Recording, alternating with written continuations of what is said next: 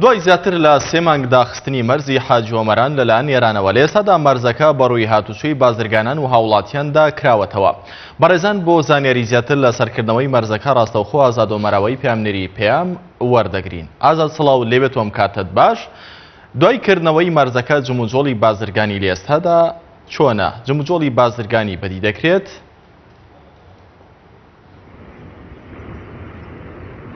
بەڵێ کارزان سڵاو لە تۆ لە تەواوی بینەران و بیسەرانی کەناڵی ئاسمانی پێیان بێتن. دیارە دوای 77 ڕۆژ لەلایەن ئێرانەوە کەوا بۆ هێنجامدانی ڕیفراندۆم لە هەرێمی کوردستان مەرزی نێودەوڵەتی حاجی ئۆمەران بەڕووی بازرگانان و گەشتیاران داخرا لە دووی مانجی یەکەوە مەرزەکە بەڕووی هەرێمی کوردستان داکرایەوە.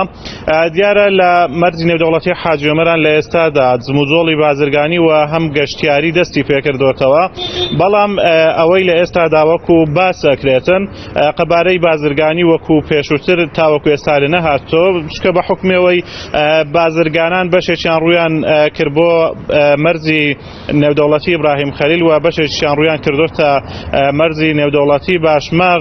بەم هۆیەوە تاوەکو ئێستا ئەو بازرگانانە بڵێ کاری بازرگانی خۆیان نەخستوتەوە مەرزی نێودەوڵەتی حاجی ئۆمەران، بۆیە لە ئێستادا بازرگانیەکە دەکرێت بەڵام وەکو پێشتر لێی نەهاتوتە. هەروەها جموجۆڵی گەشتیاریش پێش ئەوەی کەوا مەرزی نێودەوڵەتی حاجی ئۆمەران دابخرێتن ڕۆژانە 2000 گەشتیار سەردانی هەرێمی کوردستانیانە کرد و ئەگەڕانەوە وڵاتی ئێران، بەڵام بەپێی و ئامارەی کەوا ئێستا لە دەست ئێمەدایە دوێنێ 800 گەشتیار هاتنوچوونیان کردووە لە نێوان هەرێمی کوردستان و وڵاتی ئێران. دیارە ڕێژەکان کەمیان کردووە تاوەکو ئێستا وەکو خۆی جموجۆڵی بازرگانی و گەشتیاری لەنە هاتووە. هەروەها لە ڕووی کۆڵبەرەوە تاوەکو ئێستا ڕێگای کۆڵبەر کەوا بەشێک لە هاوڵاتیانی هەرێمی کوردستان و بەشێک لە وڵاتی ئێران کاری کۆڵبەریان لە نێوان هەرێمی کوردستان و وڵاتی ئێراندا دەکرد، تاوەکو ئێستا کاری کۆڵبەری نەبووتەوە. بە نزیکەی 5000 کۆڵبەر لە نێوان هەرێمی کوردستان و وڵاتی ئێراندا کاریان دەکرد.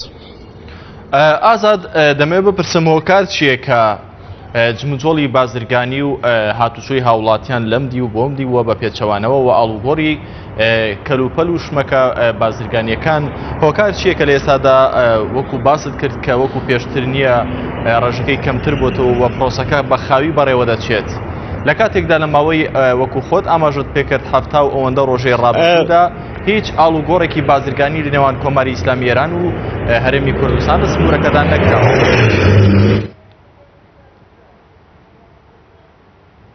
وەک ئاماژم پێدا دیارە بەهۆی داخرانی مەرزەکەەوە بەشێک لە بازرگانەکان کاری بازرگانی خۆیان گواستۆتەوە، نزیکەی چووکە ماوەی 3 مانگ بووکەوە ئەم مەرزە بەڕووی بازرگاناندا داخرا بوو و بازرگانان زەرمەندێکی سەرەکی بوون لە داخرانی ئەو مەرزەوە، هاوڵاتیانێکی زۆریش لەم ناوچەیە بێکار مابوونەوە، بۆیە ئەوان کارە بازرگانیەکانی خۆیان گواست بووە بۆ مەرزی نێودەوڵەتی ئیبراهیم خەلیل و مەرزی نێودەوڵەتی باشماغ. ئەوان کارەکانی خۆیان بڵێ کاری بازرگانیان بۆ ئەوێ گواست بۆیە لە ئێستادا ئەوان کارە بازرگانیەکانیان لەوێ دەکەن. بەپێی ئەو زانیاریانەی کەوا ئێمە بەردەستمان کەوتووە ئەوان ئەڵێن ئێمە لە ئێستادا ناتوانین ئەوە بە ئاسانی جارێکتر بینەوە مەرزی نێودەوڵەتی حاجی ئۆمەران و کارە بازرگانیەکانمان بۆ ئەوێ بگوازینەوە، بۆیە ڕەنگە ماوەیەکی درێژ بخانێت تاکو ئەو شمەکانەی کەوا لەوێ هێناویانە جارێکتر بتوانن بگەڕێنەوە مەرزی نێودەوڵەتی حاجی ئۆمەران. دیارە مەرزی نێودەوڵەتی حاجی ئۆمەرانیش زیاتر کاری هاوردەکردنی تیادا دەکرێت، 98 کاری هاوردەیە بۆ هەرێمی کوردستان تیایدا خواردەمەنی و کەلوپەلی بازرگانی و بیناسازی تیایدا داخلی هەرێمی کوردستان دەبێتن.